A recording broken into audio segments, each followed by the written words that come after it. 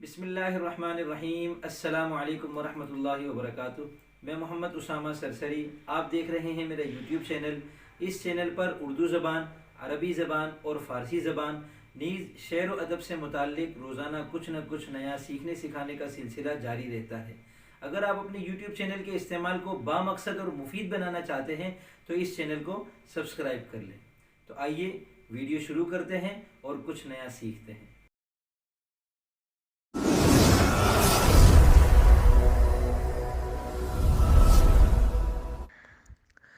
आना उर्दू में दो अलग अलग अल्फाज हैं। उनका तलफ़ुज़ एक है, इमला अलग अलग है। एक है आना अलिफ़ के साथ और एक है आना हा के साथ। पढ़ने में दोनों एक जैसे हैं, लिखने में दोनों अलग अलग हैं। तो एक तो इनमें सनअत जिनास है, यानी वो सनअत जिसमें कलाम के अंदर खा वो शायरी हो या नसर, ऐसे अल्फाज इस्तेमाल करना जिनमें ज़्यादातर हरूफ एक जैसे हों। तो इसमें दो सूरतें होती हैं। एक तो ये होता है कि ज़्यादातर हरूफ एक जैसे हों, और एक ये होता है कि तमाम हरूफ एक जैसे हों। अगर तमाम हरूफ एक जैसे हों तो इसको जिनास ताम कहते हैं।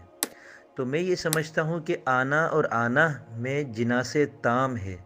इसकी वजह यह है कि हा रवी के बाब में अलिफ शुमार होता है, और उर्दू में भी आना हा के साथ जो लफ्ज़ है उसे आना पढ़ा जाता है अलिफ़ वाले तलफ़ुज़ के साथ, आना नहीं पढ़ा जाता। तो ये जिनास ताम है। और इन दोनों में तीन बातें मुश्तरक हैं और तीन चीज़ों का इनमें फ़र्क है।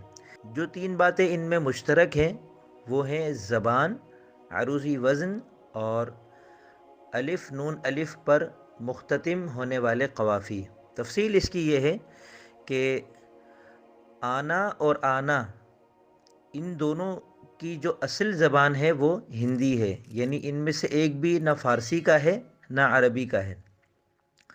और दूसरी चीज़ जो इनमें मुश्तरक है वो है अरूज़ी वज़न। इन दोनों का अरूज़ी वज़न फ़िअलन है। तीसरी चीज़ जो इनमें मुश्तरक है वो ये है कि जितने अल्फाज अलिफ़ नून अलिफ़ पर ख़त्म होते हैं वो इन दोनों के हम काफ़िया हैं।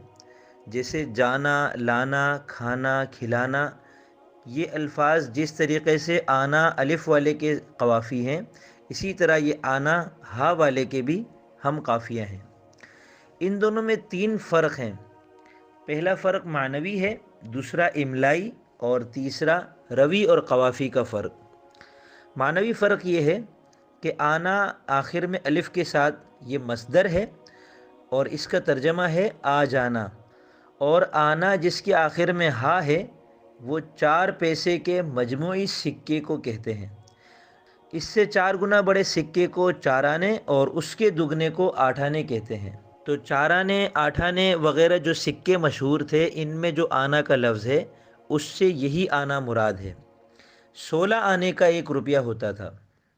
दूसरा फ़र्क इन दोनों में इमला का है कि आना मस्दरिया जो है उसके आखिर में अलिफ़ लिखते हैं, और आना जो कि सिक्के का नाम है उसके आखिर में हा लिखते हैं।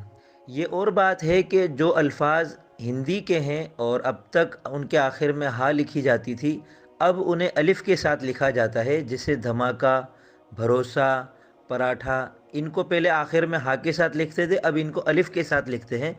तो आना के बारे में भी एक राय ये है कि इसे आखिर में अलिफ़ के साथ लिखा जाए कि ये हिंदी लफ्ज़ है, मगर मैं समझता हूँ कि ये दुरुस्त नहीं है, क्योंकि एक आना अलिफ़ के साथ पहले ही मौजूद है। अगर इसे भी अलिफ़ के साथ लिखेंगे तो न सिर्फ़ ये कि जो मशहूर इमला है उसकी मुखालफत होगी और लोगों की नज़रों को नहीं भाएगा, दूसरी चीज़ इसमें ये दर आएगी कि आना मस्दरिया के साथ इसका इल्तिबास हो जाएगा।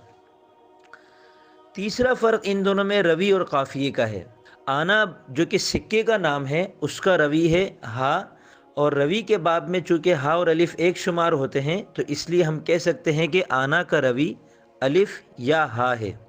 जबकि आना मस्दरिया का जो रवी है वो सिर्फ़ अलिफ़ नहीं है बल्कि अलिफ़ और उसके बाद नून अलिफ़, क्योंकि ये मस्दर है और इसमें ना मस्दरिया है जो कि ज़ाइद है, और हरफ रवी जो होता है वो आखिरी असली हर्फ होता है।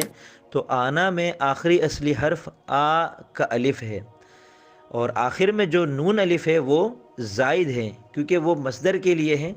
تو جتنے بھی مصادر ہیں آنا جانا کھانا وغیرہ، ان سب کا روی الف نون الف ہے، صرف الف نہیں ہے۔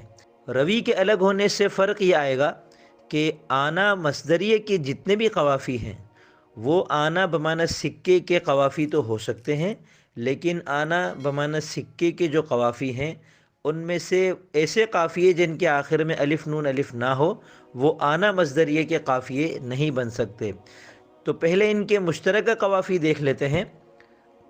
بھانا، جانا، دانا، رانا، لانا، مانا، نانا، پانا، چھانا، ڈھانا، کھانا، گانا، اٹھانا، اڑانا، اگانا، بتانا، بجانا، بجھانا، بسانا، بلانا، بنانا، بجانا، بچانا، توانا، جتانا، جمانا، دبانا، دلانا، دکھانا، رلانا، سجانا، ستانا، سہانا، فلانا، ملانا، منانا، نہانا، نبھانا، نچانا، پرانا، پڑھانا، پکانا، چرانا، چرانا، چلانا، چبانا، چھڑانا، کرانا، کمانا، کھلانا، گوانا، گرانا، گھمانا، ہرانا، ہلانا، ہنسانا، ہٹانا۔